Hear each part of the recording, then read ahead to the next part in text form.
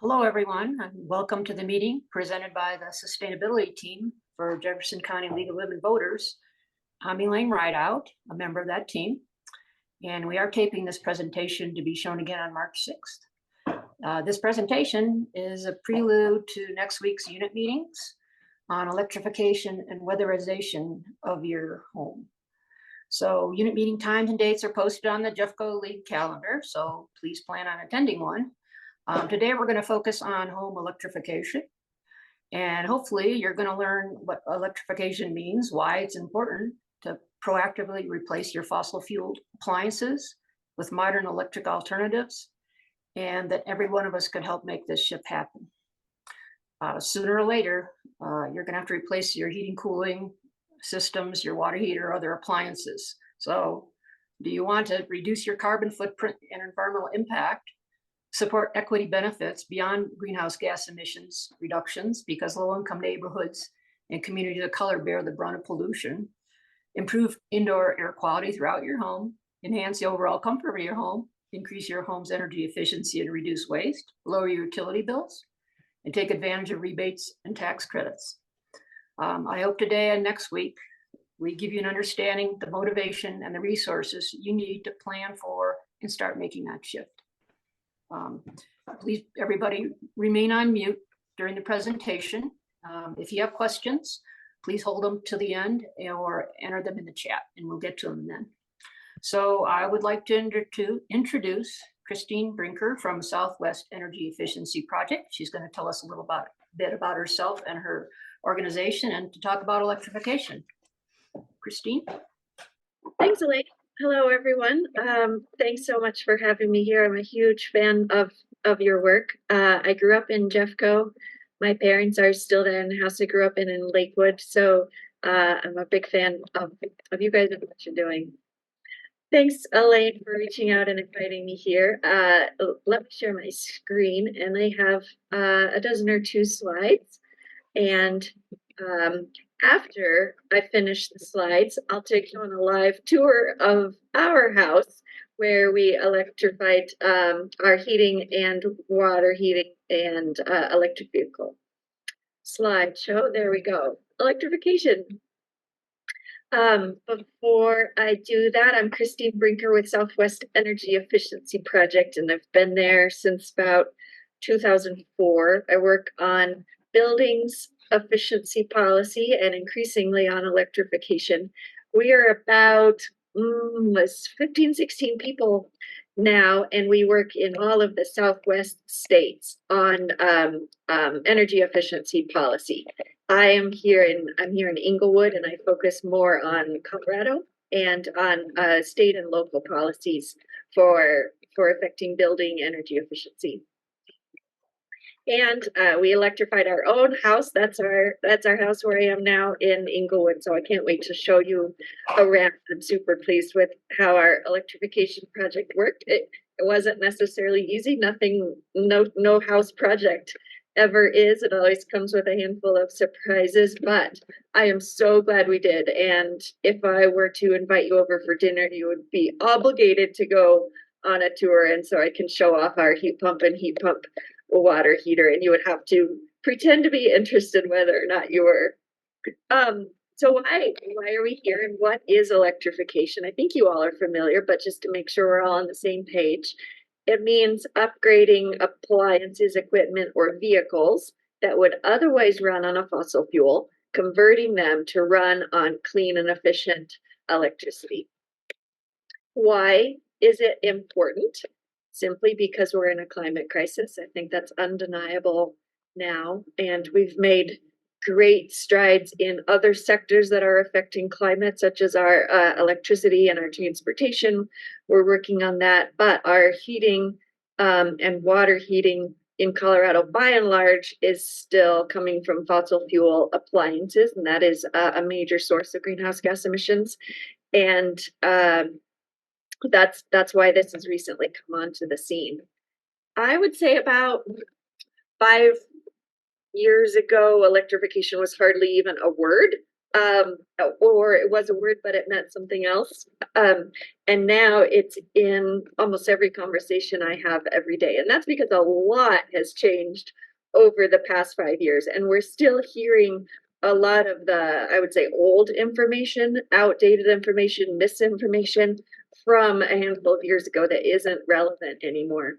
And some of those are here. We used to have a fossil dominated electric grid with almost entirely coal with some natural gas, but we're moving towards an 80% renewable electric grid by 2030 for in Excel's case, and 100% renewable by 2050. So now electricity is the cleaner version, and natural gas or other fossil fuels are the dirtier version.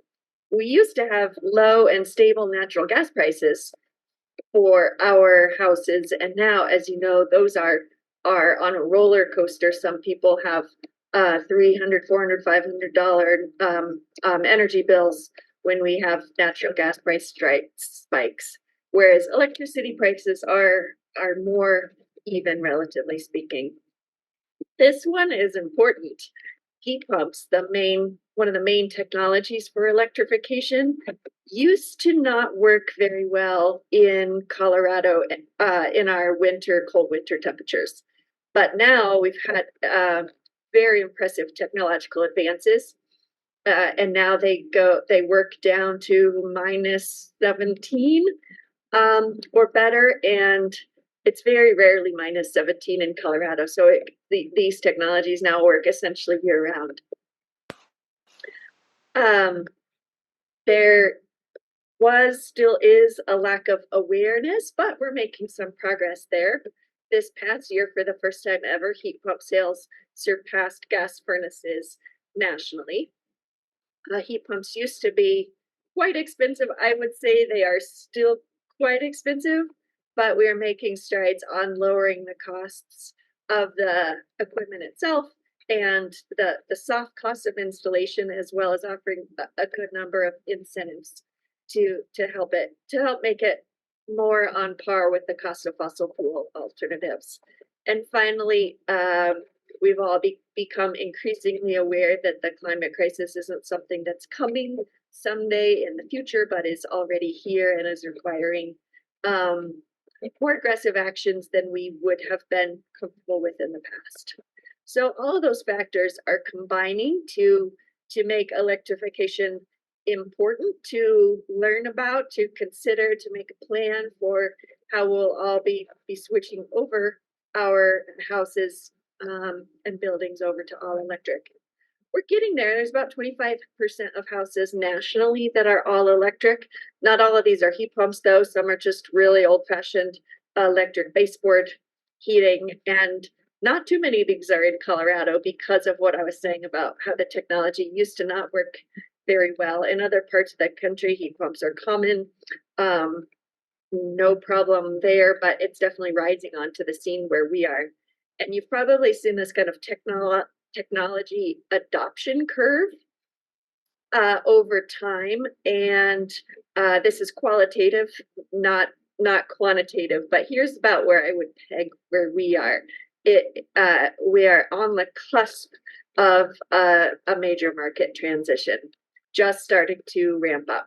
So we're in the phase of early adopters here in Colorado who are discovering some of the challenges and problems and working through those, and then trying to make that easier for households that follow us.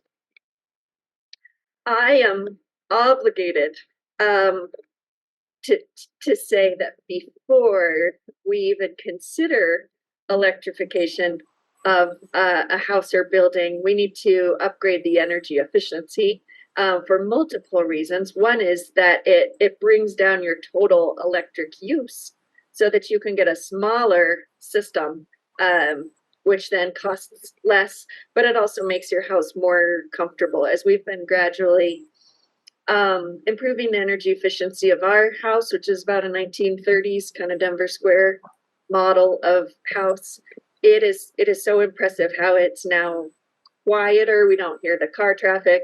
It's more comfortable. It's not so drafty as it used to be. It feels cleaner. It's not so dusty. So all of those are reasons for doing energy efficiency before electrification. But having said that, we all know, like Elaine was saying, that our heating and water heating are going to go out at some point.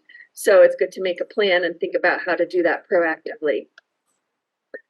The main technologies we're talking about, I have said heat pump, maybe 100 times already in the past 2 minutes, but that's one of the big ones. And they might sound scary or unfamiliar, but it's the same technology that is in your refrigerator, the same technology that's in your air conditioner, and it takes heat out of one place and it spits it out to another. So in the case of your refrigerator, it takes heat out of your refrigerator and sticks it into your kitchen.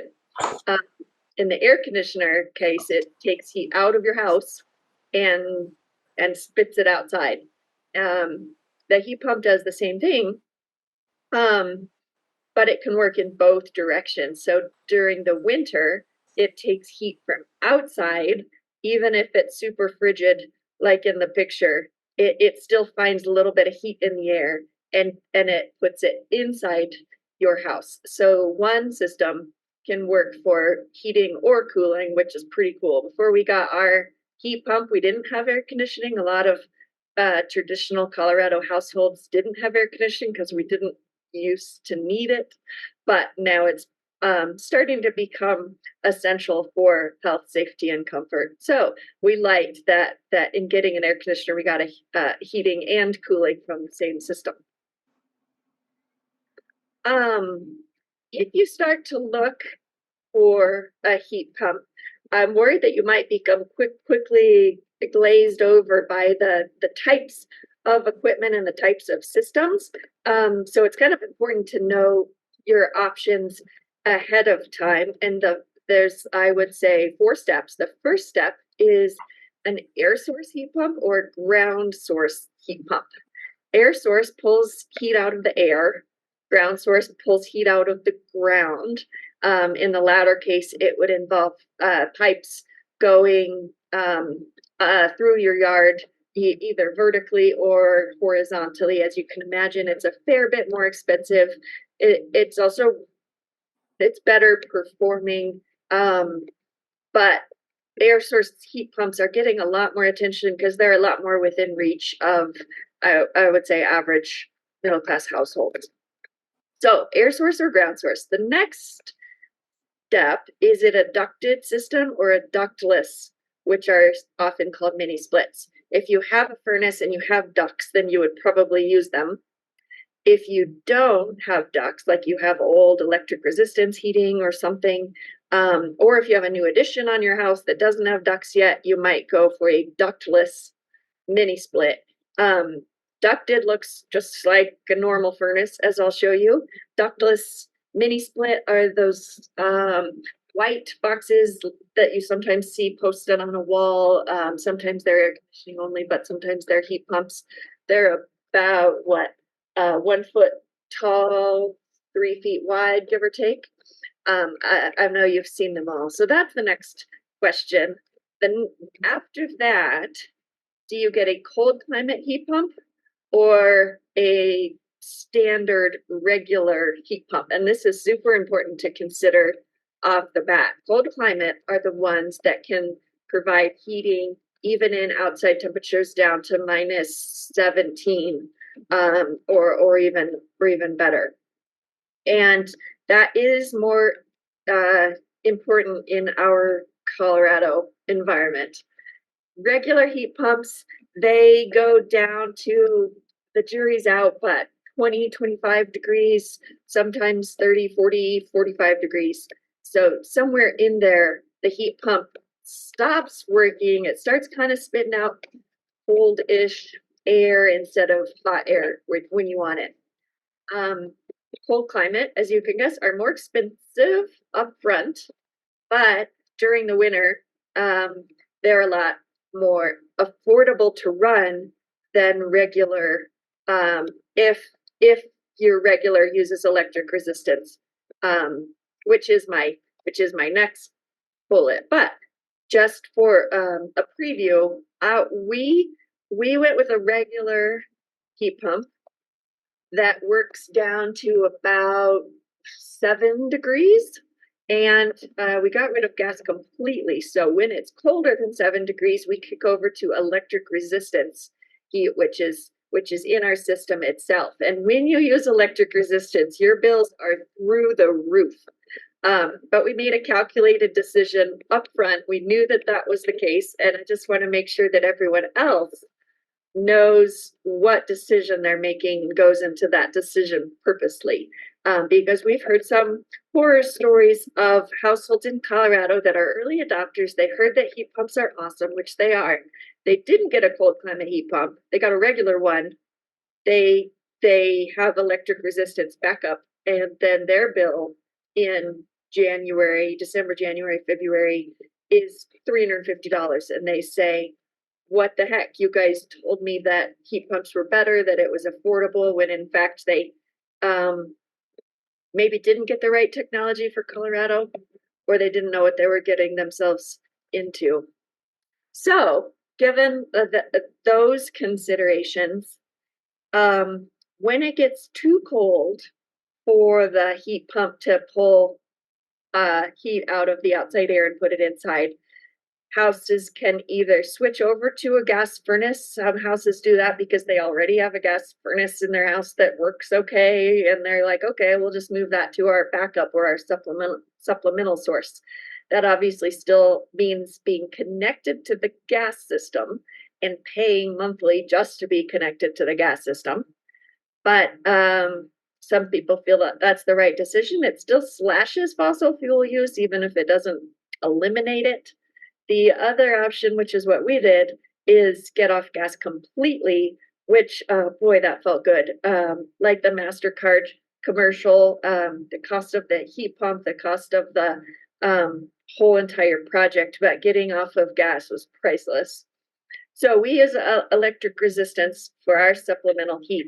That's not, that's the old baseboard heating that you've seen. It's actually just kind of like a toaster that's in our heat pump system itself.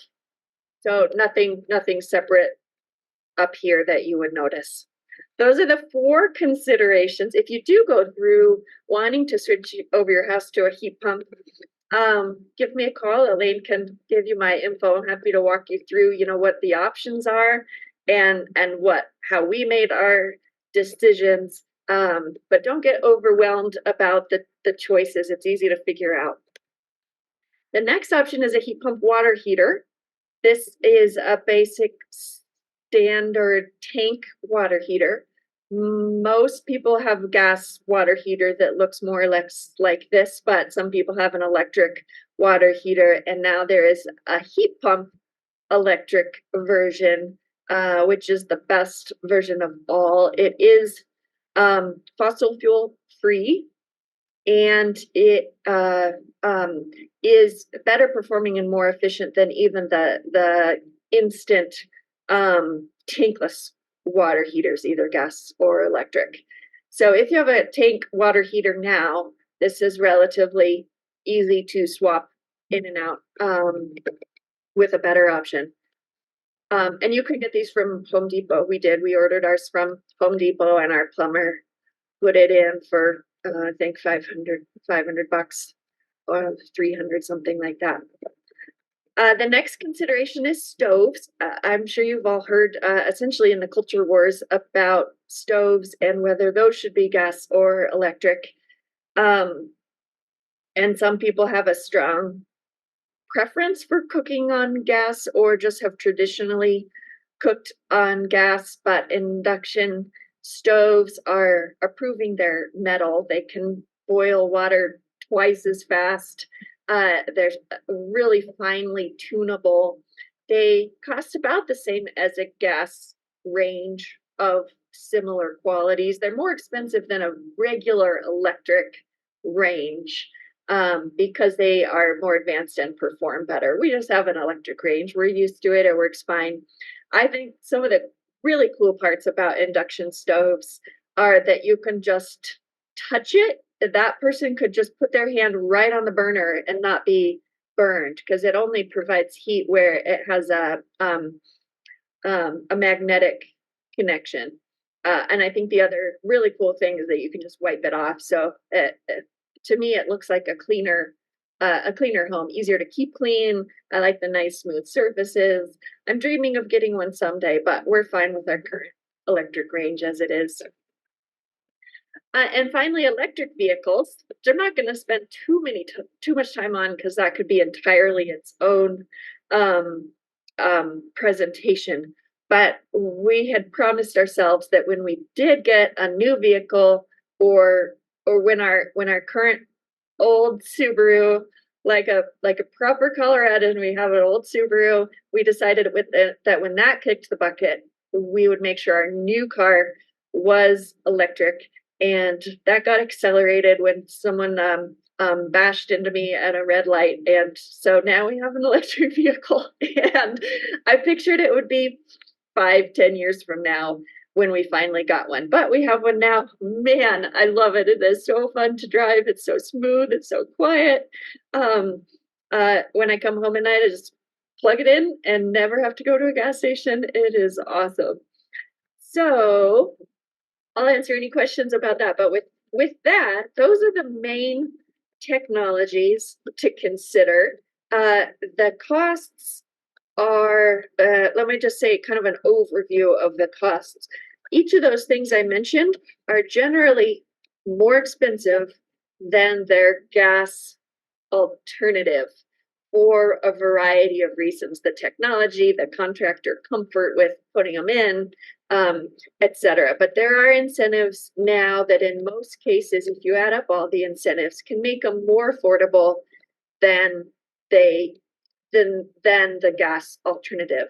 But you got to go through a good number of contractors to find a contractor that's comfortable with these technologies and will give you a decent price. So you got to get, good rule of thumb is always to get 3 bids, but maybe 4 or 5 to find the right one. And now we're starting to get contractors that are comfortable with heat pumps and specialize them. So it's getting better than it was when we put ours in 2020.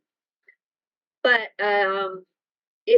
assuming most of you guys would be retrofitting your current house, there's some considerations that would be that I don't want to be surprises. One is the size and condition of ducts, because our ducts are sized for gas furnaces, not for heat pumps, which require more airflow, so they generally need to be bigger. So sometimes they work.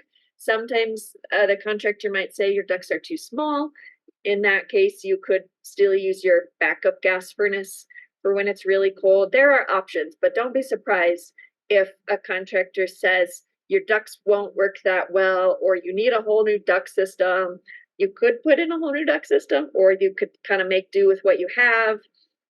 Another surprise that could come up is do you have enough room in your electrical panel to put in a new electrical load, whether that's the stove or the water heater or the heat pump? Generally, there's room for the heat pump because generally houses have an air conditioner already. So this would just take the place of that one, but something to consider.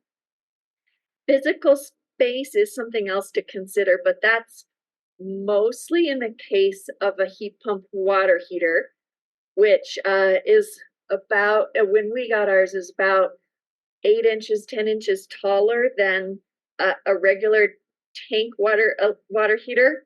And so it barely fit in. But if your mechanical room is really tight, then you might have some issues. The other thing is that the heat pump water heater needs a steady flow of air. So it can't be shoved into a super tight, closed up mechanical room. It at least has to have some louvers on the door that let in some air so that it can pull the heat from that air.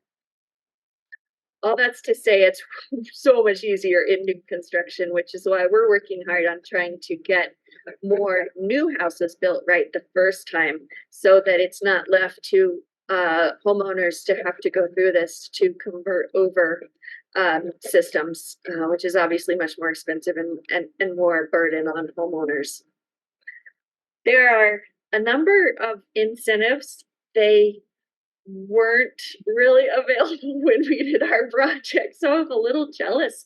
But we have the Inflation Reduction Act, which has incentives now, today, up to $2,000,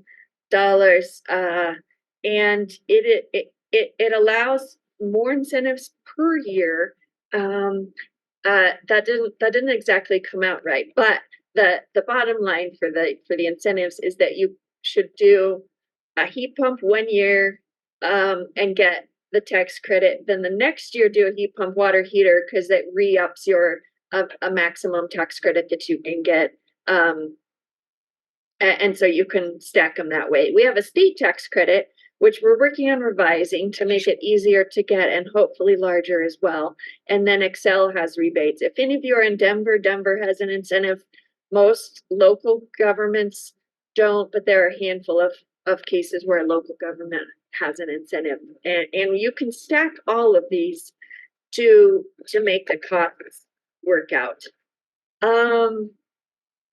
One other thing, besides the existing tax credits that we have, our energy office is going to be administering additional incentives from the Inflation Reduction Act. They're just not out yet, and we don't know if they'll be retroactive or not, but they're supposed to be out optimistically by the end of this year, 2024, or early 2025. So that's that second bullet that says home energy rebate or home appliance electrification rebate.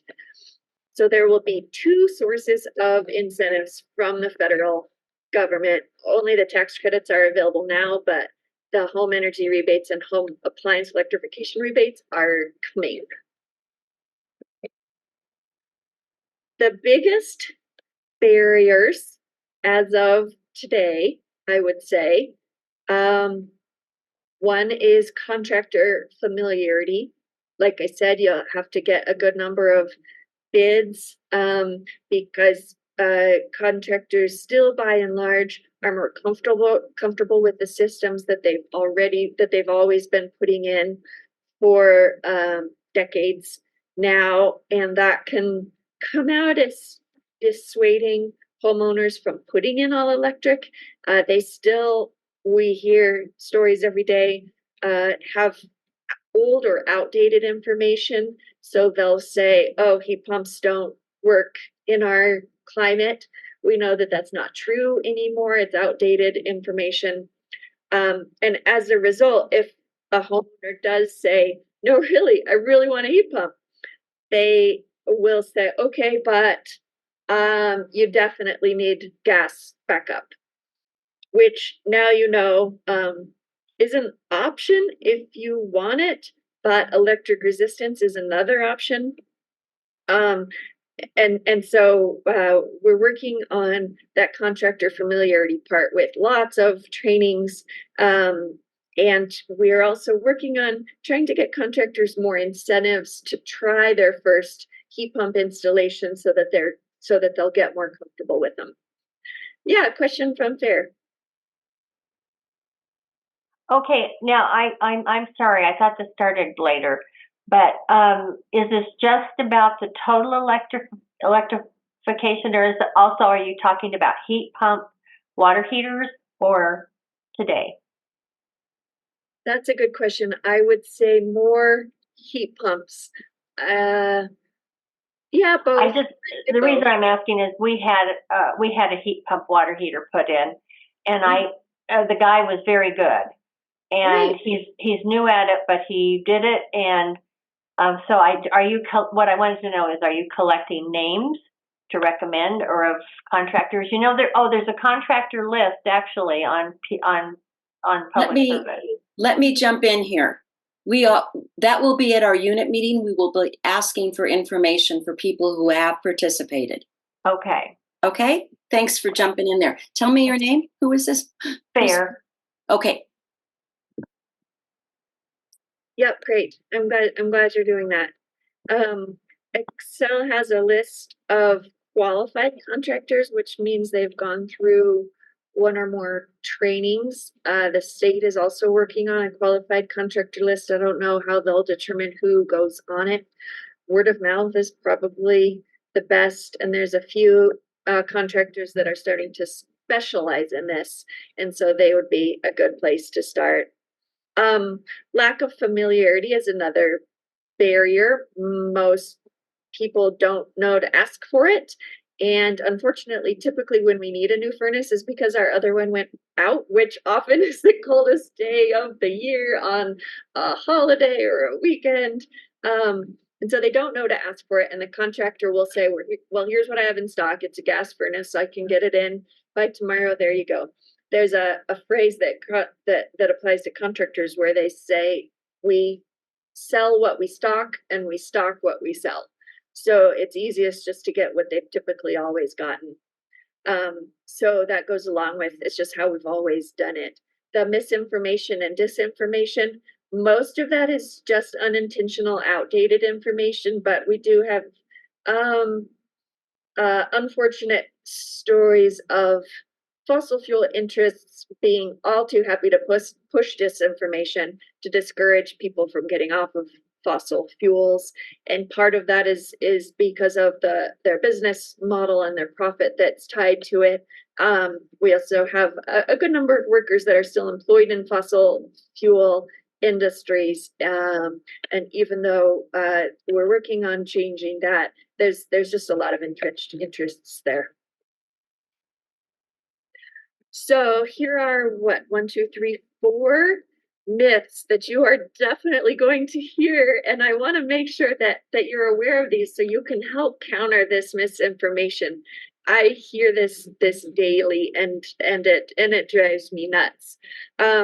One of them is, well, what are you going to do when the power goes out? If your heat is relying on electricity and the power goes out, then you're just going to freeze. And that is true. But what's also true is that gas furnaces will also go out in an electricity outage because they rely on electricity for their electronics, for their pumps and blowers. And so you will be cold either way, unless you have certain types of gas fireplaces will still work. Certain types of gas stoves, but not all of them will work. But when the power goes out, we're all going to be cold. I'm sorry, unless you have a wood fireplace, which is going back to what, 20,000-year-old human technology. Then you can stay warm that way. The other one is the grid can't handle all this extra load, and that could be true if everyone tonight went out and bought a heat pump and installed it tomorrow. Maybe there wouldn't be enough, but that's not what's happening. We're all replacing our furnaces gradually. And Excel is aware of this. They even have incentives to help us switch over. They're planning for it. It's in their short-term plans and their medium-term plans. It's in their long-term plans. They are working to make sure there's enough capacity. Occasionally there's more local, like this block doesn't have enough capacity or the transformer isn't big enough. But those are one-off situations, not widespread. But it does crack me up to see people that have never cared once about the reliability and capacity of the electric grid to suddenly care about that. I'm glad that everyone is caring about that. The third one, heat pumps don't work in our cold climate. I think now you can be comfortable saying, well, in fact, if you get a cold climate heat pump, they can go well into the negative numbers. They work just fine. We have countless examples. They work in Alaska. They work in the upper reaches of Canada. They work in above the Arctic Circle up in Finland, all over the world. They've shown that they work just fine, so they can work here too. And then one other, heat pumps are dirtier because they rely on the grid, which is fossil fueled. And I heard this even Friday from someone that was well educated about energy.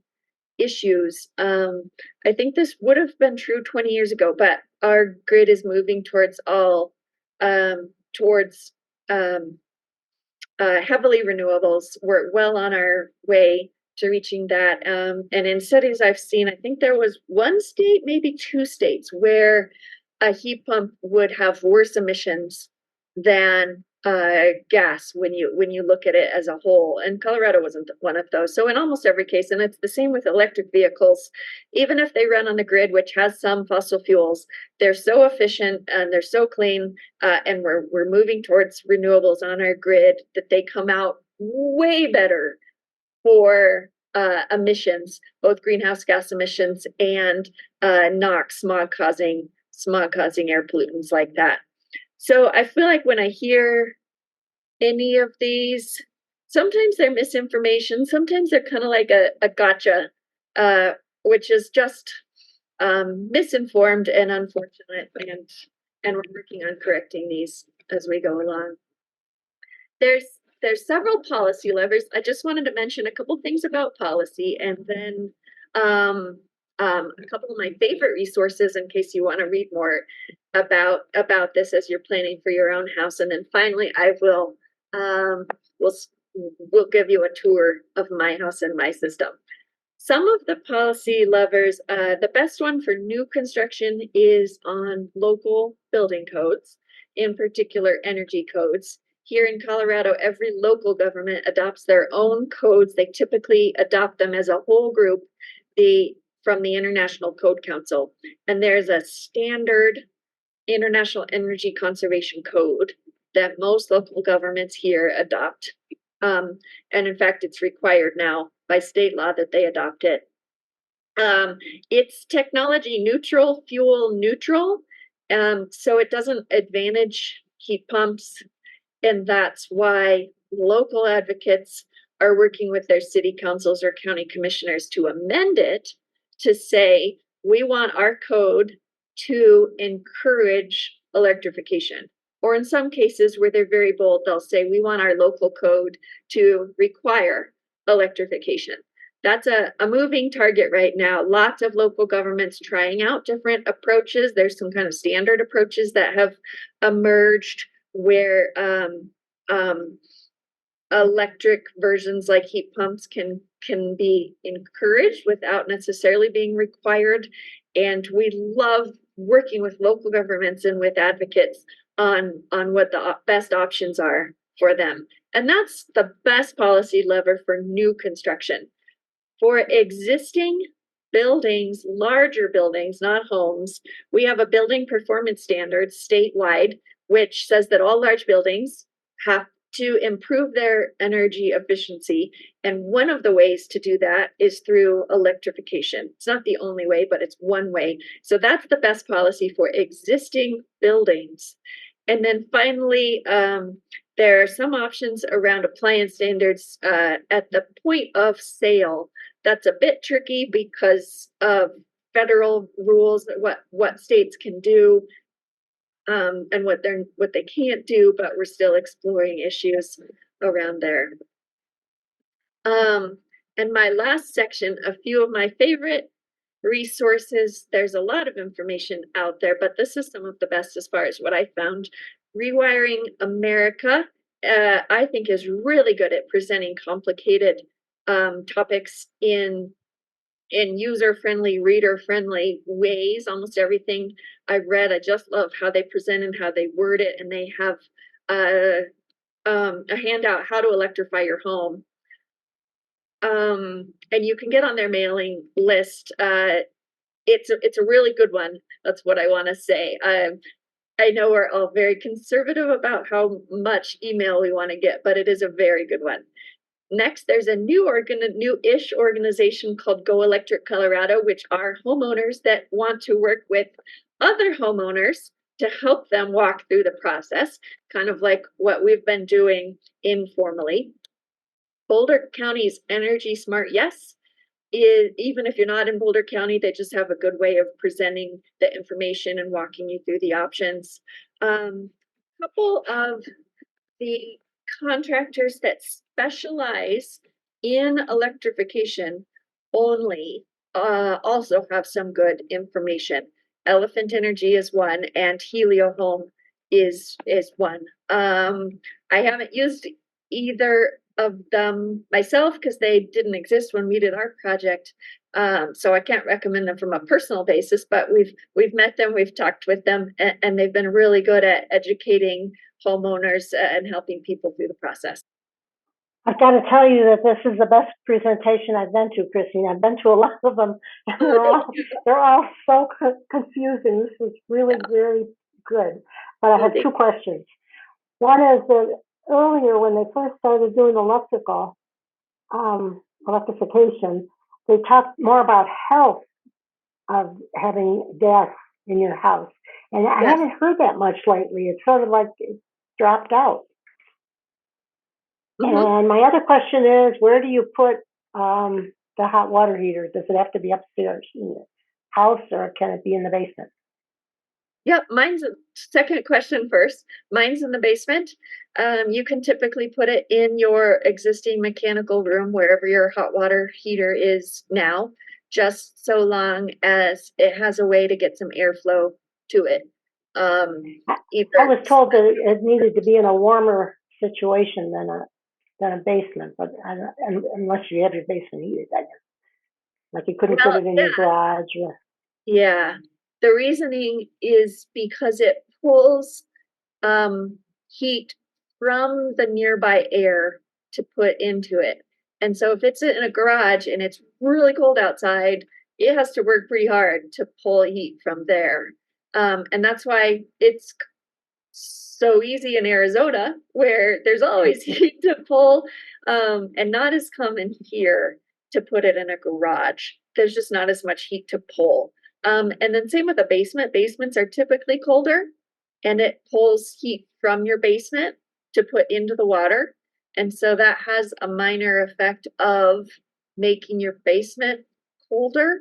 But then we have a heat pump, which makes it warmer again. So we figured it all comes out in the wash. It all comes out ahead of time. But having said that, we love the extra cold air in our basement in the summertime.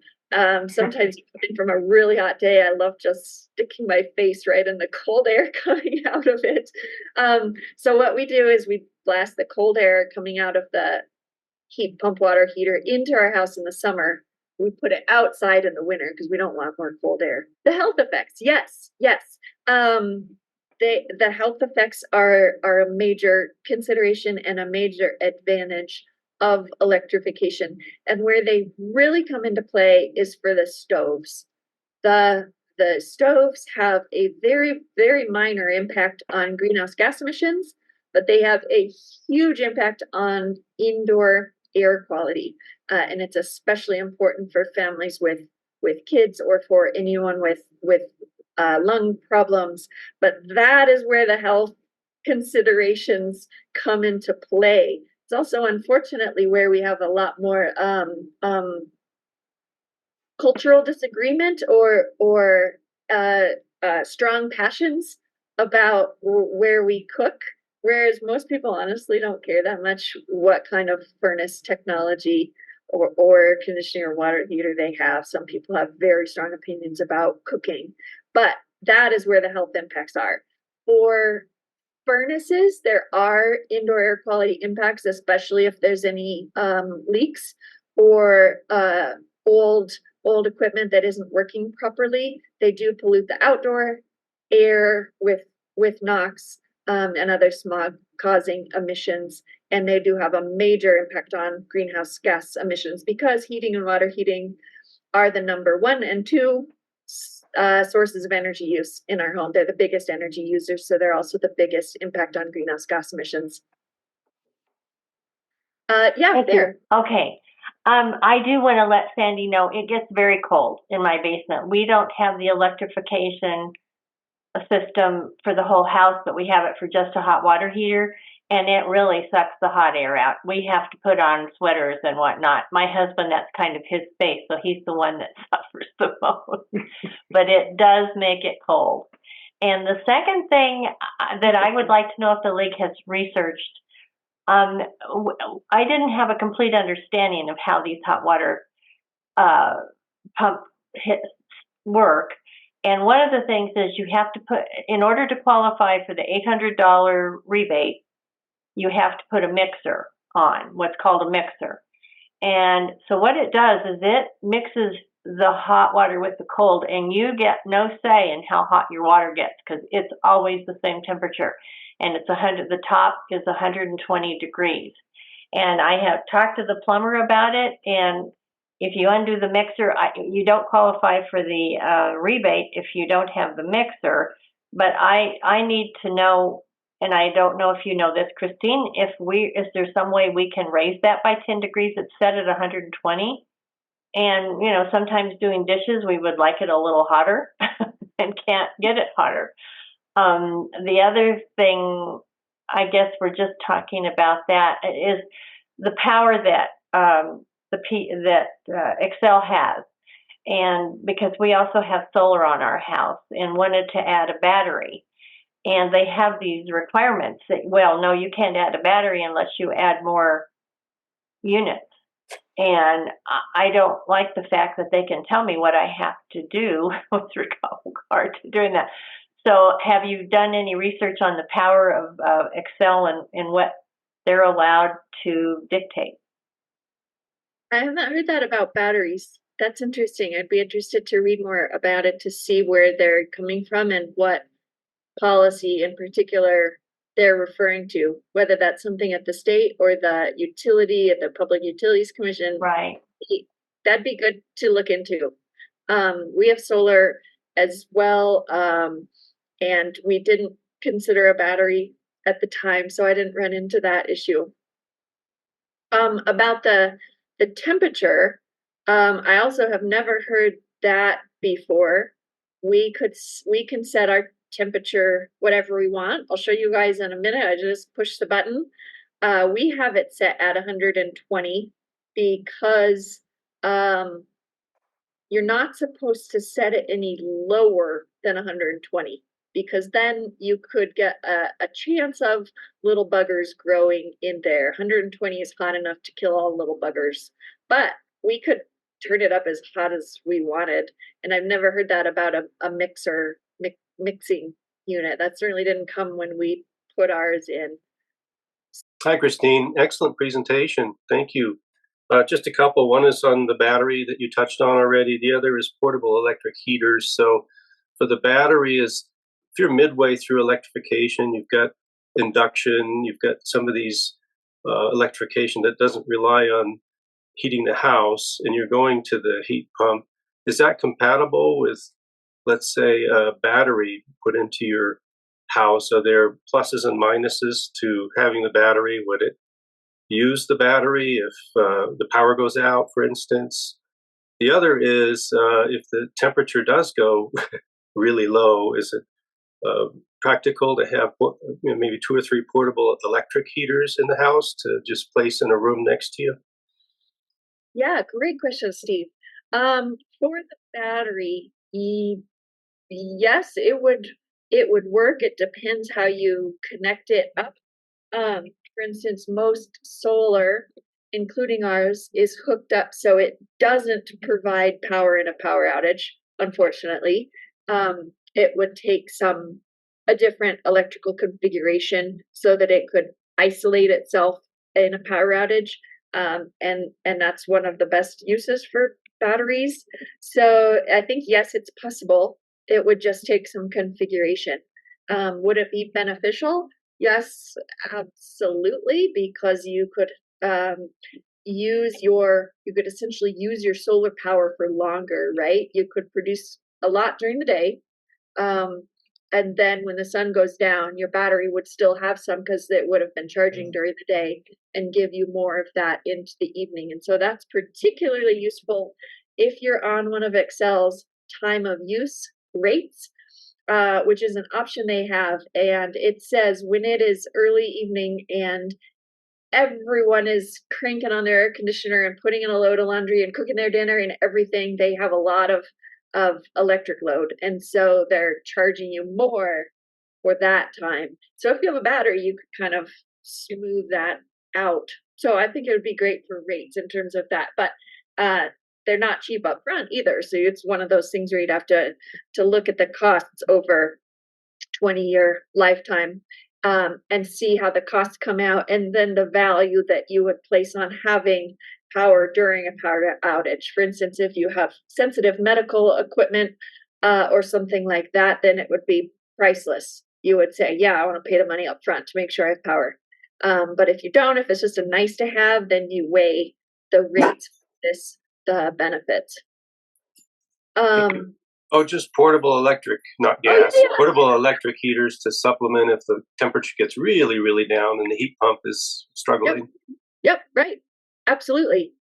They're not efficient, but they work just fine. That's essentially the same technology as the electric resistance that would be integrated into a heat pump. So you could have some already integrated into your system. But having said that, like I was mentioning, our heat pump is not a cold climate heat pump. And so we know that whenever it switches over to electric resistance, it is going to be expensive.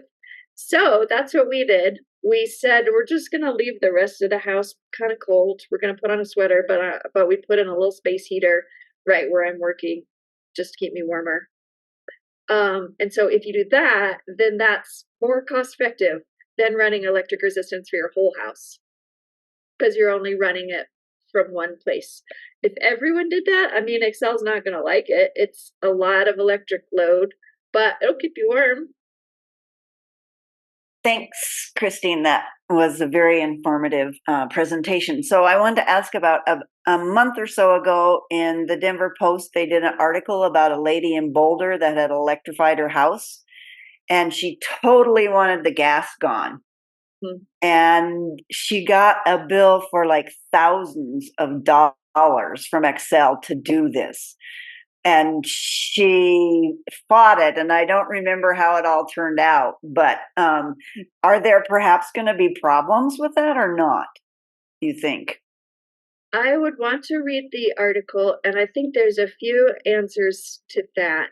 If you're just plain saying, I don't want gas anymore, then they don't charge you anything, and they're not allowed to charge you anything based on legislation passed last year. The difference is, do you want to get rid of the gas pipes that are coming to your house? In other words, dig up your yard, cut it off at the street. That would be thousands. And we didn't even consider that. The gas probably still goes to our gas meter. It's just that it can't get any further. So I guess we technically have gas on our property, but it's a dead end, if that makes sense. And maybe that's what, I don't remember, but maybe that's what she wanted to do. She didn't want it at all. So yep, that'd be my guess. That'd be my guess. And thank you. Go ahead. The bigger picture, more long-term picture, is that the more people that get off of gas, the more the people that are still on gas have to pay to maintain the whole system.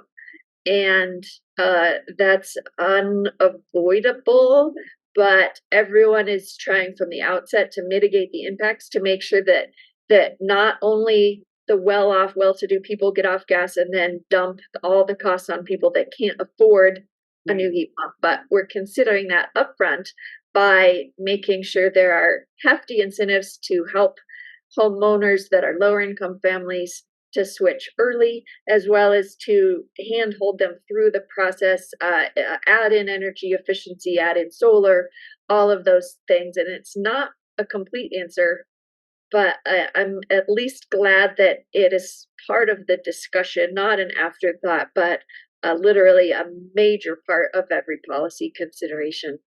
Okay, that's good to hear. Thank you.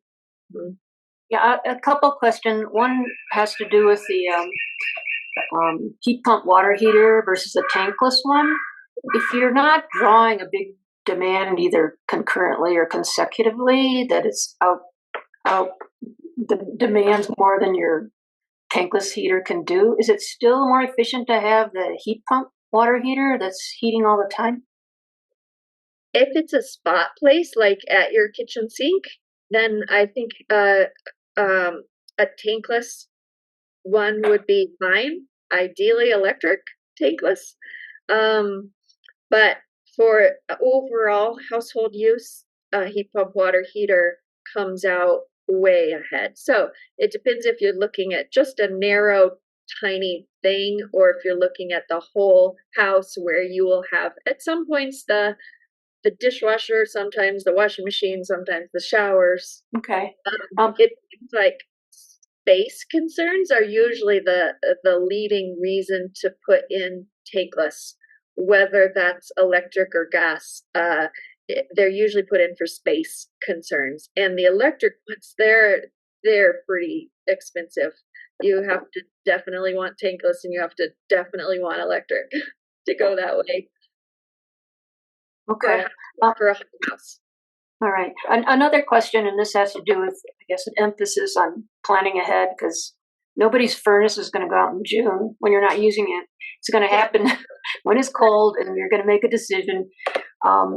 So the thought of planning ahead and having an idea of like how soon your what you have now in terms of heating and cooling might go out. Do you have like give us an idea what like the average lifespan are for some of these appliances or your heating and cooling systems or air conditioner, that type of thing? Yeah, great point. They're usually 10 to 20-year lifetimes, 15 to 20-year, but we do tend to limp them along for as long as possible. So I would say typically more towards the 20-year lifetime. But some of you are going to say, wow, I have one that's decades older than that. And that's kind of the same with our cars, right? You can keep repairing individual components of a car and keep it going and going and going and going. Eventually it gets harder to find parts for that particular car. So it gets harder to find parts for your particular old furnace. But if it's around 15 years old, I think you should start making a plan. The first step of the plan would be to just make a commitment in your own head to say, when it does go out, I'm going to get all electric. And if it is 15 years, it would be smart to investigate some options and at least think about air source or ground source, ductless or ducted, cold climate or standard, and then what would we use for backup if it's extra cold. So it'd be good to at least think of those things and then know that you're going to want to talk to some contractors pretty soon. Start saving up your money too, because no matter what furnace you get, it's thousands. So with that might be a good way to transition to showing our system and why we did it. It was our pandemic project. We had to gut our entire basement because we found it had water damage going back over decades, and that was really unfortunate discovery. But since most of you guys probably own your homes, you know that that's how it goes. We always get surprises with our houses, and it always turns into a bigger deal than we would have wished. So we redid our entire basement down to the concrete, and in doing so, we knew our furnace, it was getting really hard to find parts for it, and the contractors were saying, like, this is the last part we can find in the country for your furnace. So if it goes out again, you're out of luck. So we said, we're already bleeding money. Let's just make it part of this project. And then we also heard from our plumber, your water heater is really old. It's starting to get corroded. If it corrodes through the bottom, you're going to have major water damage all over your brand new basement. And we didn't want that. So we said, okay, we'll do a heat pump water heater as well. And I was fairly committed to reducing our carbon impact and getting off of gas. And so that's what led us to say, instead of keeping our old furnace for backup, we're just going to cut the cord completely. So let me stop sharing my slides and I'll take you all on a little tour. All right, our kitchen and down to our basement. All right, let me get on some lights. And it looks like a furnace. That right there is the air handler, which just sits right where our normal furnace used to sit. and that takes the air and distributes it to where it needs to go. And this here is the heat pump water heater. As you can tell, it looks like a water heater. And then let me show you the other side of the water heater. So I'll show you these controls that we were talking about. I guess you can't see the actual numbers, but right there it says 120 degrees, and I can just move it up if we wanted it at a different temperature. But we liked how 120 degrees was the right balance of efficiency and safety, being hot enough to kill the little critters, low enough to save some energy.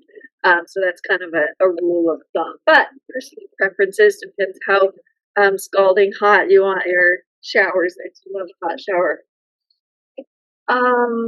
And we did put in a new duct system here. That's what that is behind the wall there. Let's see. Any questions about this? Otherwise, I can show you the outdoor part. I mean, it doesn't look very exciting, but it is pretty exciting to get off of gas completely and to know that my daughter is safer. We can never have a carbon monoxide leak ever because we don't have gas. We can never have a gas explosion because we don't have gas. It's priceless. I still have to teach her, if you smell rotten eggs, get out of the house and then call for help. But I don't have to teach her that for our house. I just have to teach her that in case she goes to a friend's house and smells it. There's such a comfort from the safety aspect there. Okay, now as I promised, I'm going to go outside. Heat pump right here along the side of our house. So you can see our wall, you can see our neighbor's fence, and this is the heat pump there. And so this is the part that pulls the hot air, pulls heat from the air and sticks it inside or runs in reverse. And it's basically just looks like an air conditioner. We wanted a kind that was narrow that could fit between our neighbor's fence and our wall, and that narrowed down our choices. Otherwise, we would have just put it on our patio like most people do for their regular air conditioner.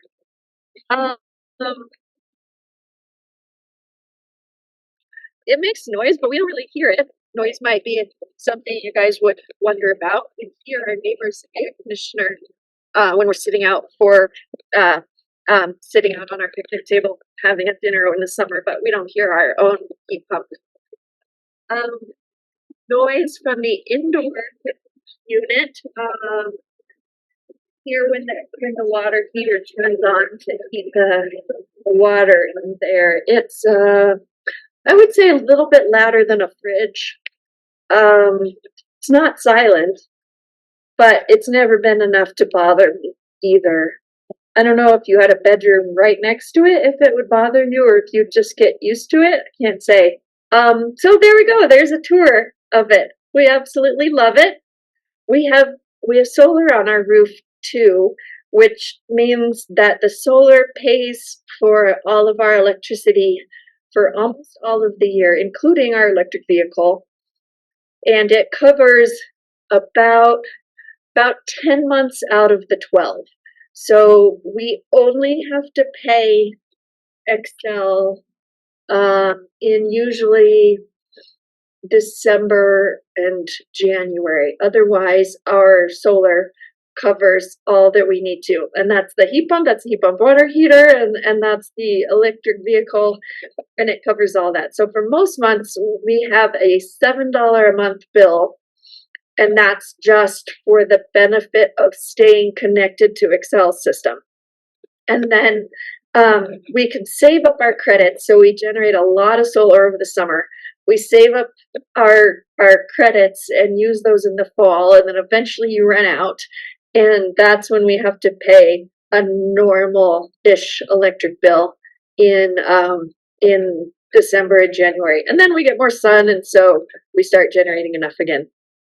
Just a quick question with regard to, I have a friend who is in the HVAC business, and I had just asked him specifically about their capabilities. And one of the things he had suggested, and I don't know the right term, is, and I'd like your opinion, is that you can bring in an independent sort of, I'll call it an engineer, that can come in and make the best recommendation for what configuration makes most sense for your house, separate from the contractors.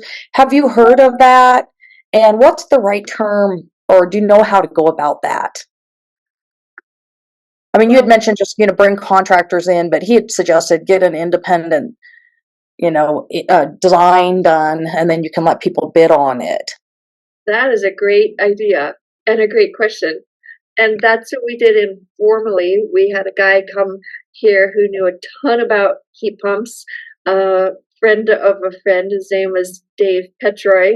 And then we gave him some money to help us figure out what our options were. And I think he does continue to do that, but I don't think there's a well-established market for that particular job, even though there should be, because that is brilliant. I would be interested to collect some names of other folks that would do that. And that's partly the role that Go Electric Colorado is intending to do, to help, to be an independent voice to help fellow neighbors go through the process without having a profit motive, without saying we have the right technology that we're going to try to sell you. Instead, it's saying here are a number of the options. Okay, great. That and I might just ask him if he has seen those and who has he seen them. But thank you for the answer to that. Yeah.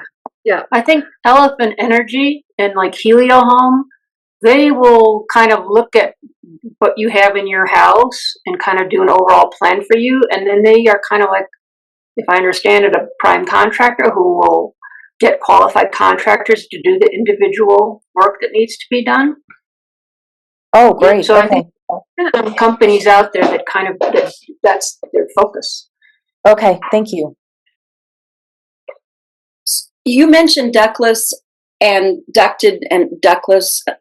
And I'm wondering, can you do half and half? Because our basement is pretty cool in the summertime anyway. So I wouldn't want the air conditioning going in the summertime going to the basement. Seems like a waste. It's already too cold down there, and I would, we can use less upstairs, or we would be using less overall, but it would be where we needed it. Is that a possibility? I think it is. Someone to maybe the elephant. Yeah. Right, exactly. Yeah. Okay. I've seen people do that. I've heard of people doing that, and I guess it's just that houses come in all shapes and sizes and configurations. But I've heard of people just putting in mini splits in their upstairs bedrooms because they were roasting in the summer and drafty in the winter.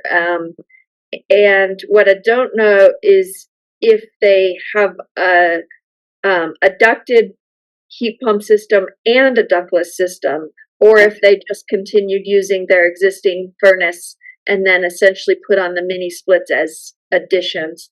But yeah, that'd be a good question for Elephant Energy or Helio or other experts. Okay, thank you.